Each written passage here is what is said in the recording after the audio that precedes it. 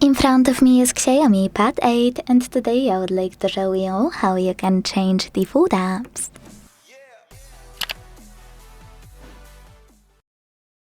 First of all, go into Settings and scroll to tap on Apps over here.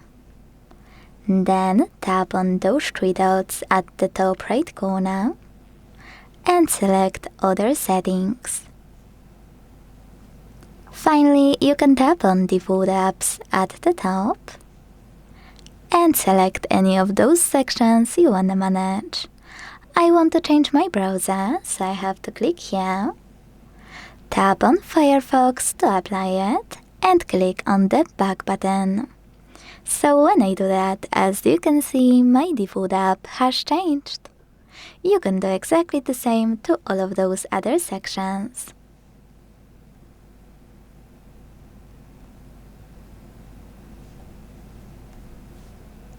When you finished, tap on Opening Links and use the switcher next to Instant Apps to turn it off or switch it on.